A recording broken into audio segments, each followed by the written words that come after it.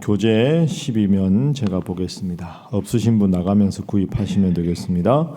솔로몬은 애굽 왕 바로의 딸을 아내로 두어 애굽과 결혼 동맹을 맺는 한편 왕궁과 성전과 예루살렘 성의 공사를 시작합니다.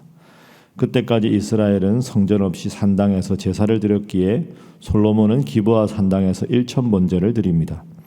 그날 밤 하나님께서 솔로몬의 꿈에 나타나 무엇이 필요한지 물어봅니다. 그때 솔로몬은 잘 듣는 마음과 선악을 분별하는 지혜를 구했고 하나님은 지혜와 총명한 마음을 줄 뿐만 아니라 부와 영광과 선물로 주셨습니다. 솔로몬은 하나님의 지혜로 백성들을 잘 다스리며 어려운 재판도 지혜롭게 해결합니다. 신뢰하는 신하들을 세우고 12지방 관장을 두므로 통치 조직과 행정 조직을 잘 정비하여 이스라엘의 큰 부귀와 영화를 가져다 줍니다. 솔로몬이 하나님 앞에 얼마나 훌륭한 인물이었는가 하는 것이 3장에 나오고 4장에는 그 솔로몬 왕 당시의 부귀와 영화가 얼마나 대단했는지 그리고 관직을 어떻게 정비했는지 솔로몬의 치세에 대한 이야기가 오늘 본문에 등장합니다. 자, 먼저 솔로몬 이야기를 하면서 우리가 한 가지 비교해서 짚어볼 인물이 있습니다. 그 인물이 아도니아입니다. 아도니아는 우리가 열왕기상 말씀을 보았지만 다윗 왕의 첫 아들이 암논이었습니다. 그리고 셋째 아들이 압살롬이었죠. 암논과 압살롬은 훌륭했지만 하나님 앞에 부족한 아들이었습니다. 근데 아도니아는 아주 빼어난 용모를 가진 인물이고 1장 6절에 보니까 한 번도 다윗에게 꾸지람을 들은 적이 없는 인물입니다. 아도니아가 아주 잘생기고 암논과 압살롬이 없어졌기 때문에 왕위 계승 서열의 1위입니다. 그리고 우리가 기억해 보면 이스라엘의 2인자라고 할 수 있는 요압 장군이 아도니아 편에 붙었습니다.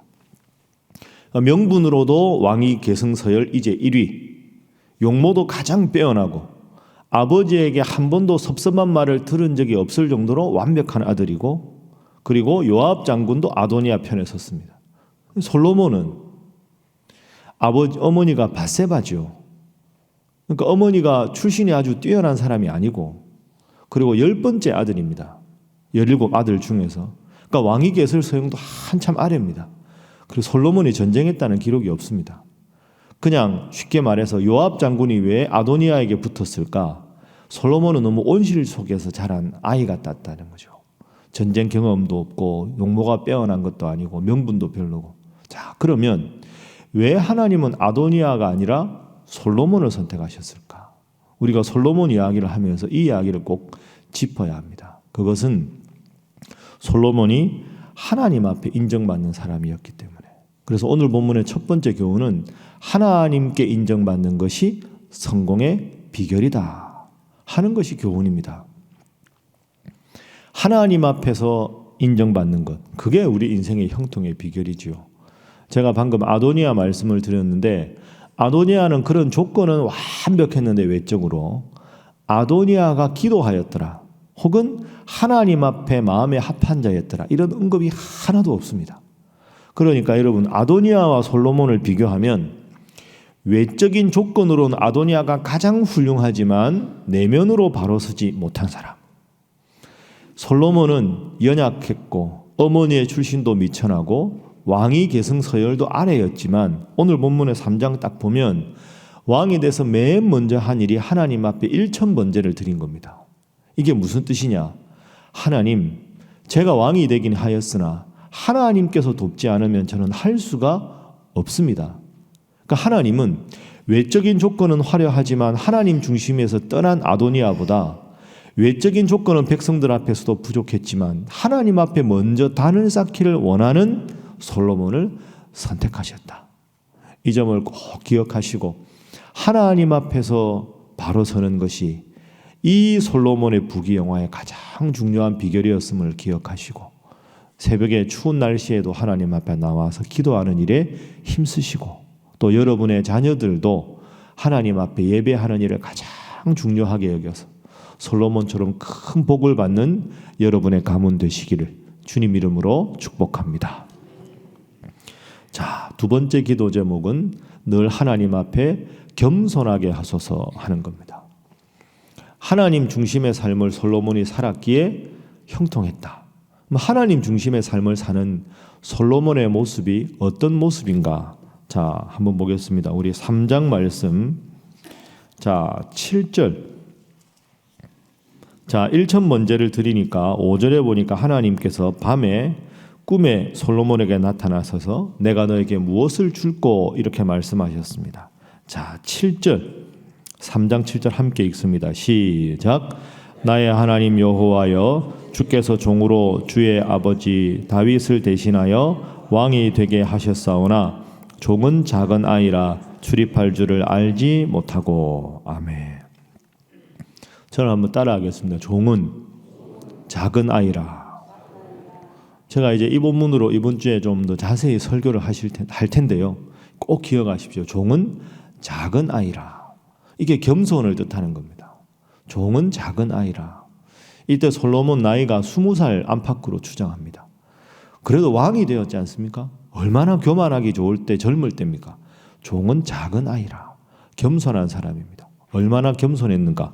자, 그 다음 절 보십시오. 8절에 보면 주께서 택하신 백성 가운데 있나이다. 그들은 큰 백성이라.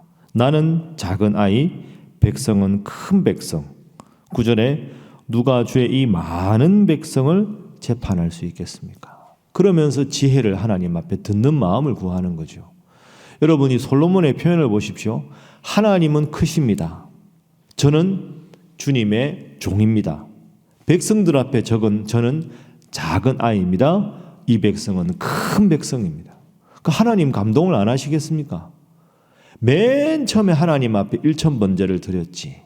왕이 돼서 기고만장할 수 있는데 작은 아이입니다. 큰 백성을 위해서 왕으로 택하셨으니 지혜롭게 듣는 마음을 허락해 주십시오. 여러분, 우리가 사사기부터 인물 보지만 하나님께서 쓰시는 인물은 제일 중요한 덕목이 보니까 겸손입니다.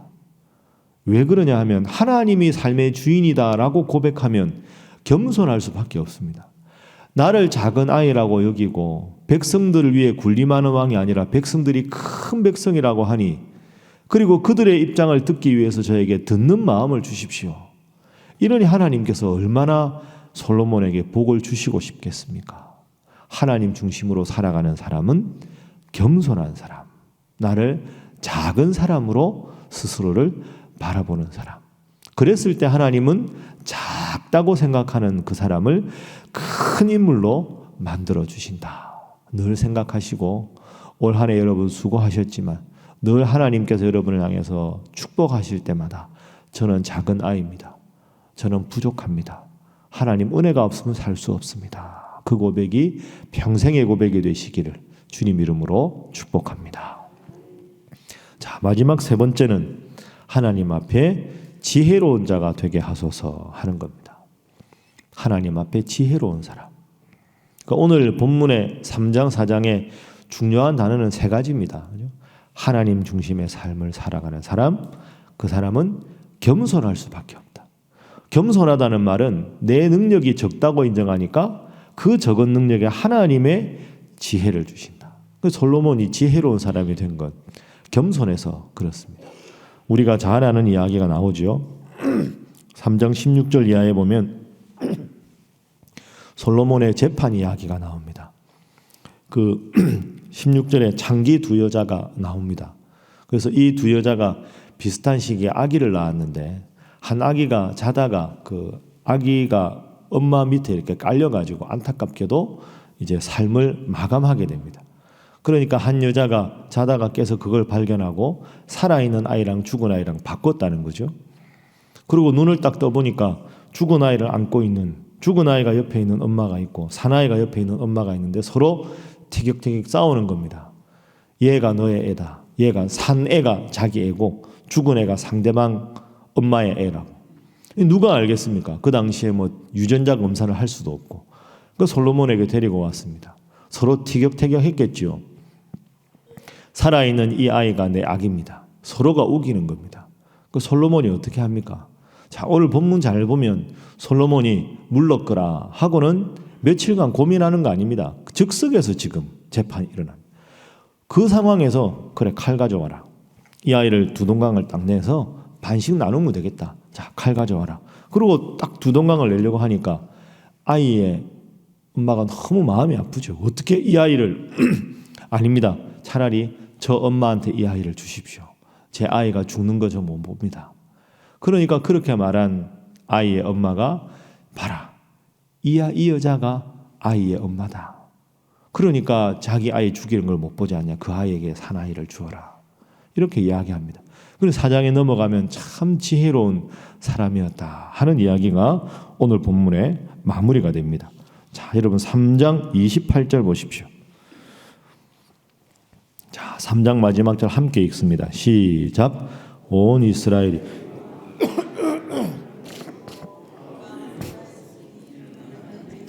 그의 속에 있어 판결함을 봄이더라. 아멘. 하나님의 지혜가 그의 속에 있었다. 너무너무 하나님 앞에 지혜로운 사람이었다는 걸 모든 백성들이 보게 되었다. 그리고 백성들 뿐이 아닙니다. 4장 29절 30절 보면 하나님이 솔로몬에게 지혜와 총명을 심히 많이 주시고 또 넓은 마음을 주시되 바닷가의 모래같이 하시니 솔로몬의 지혜가 동쪽 모든 사람의 지혜와 애굽의 모든 지혜보다 뛰어난지라. 아멘. 이 솔로몬의 지혜가 이스라엘 백성뿐 아니라 다른 모든 사람들에게도 소문이 날 정도로 지혜로운 사람. 자, 여러분, 겸손과 지혜는 쌍둥이입니다. 내가 내 능력이 적다고 겸손하고 내려가면 내려갈수록 하나님이 그 겸손한 자리에 하나님의 능력으로 채워주시니까 그게 지혜가 되는 거죠. 겸손한 사람이 지혜가 있는 사람, 교만한 사람은 지혜가 없는 사람. 그래서 우리가 기도할 때 하나님 솔로몬과 같은 지혜를 주옵소서 이렇게 기도하는데 그 기도는 반쪽만 맞는 기도입니다.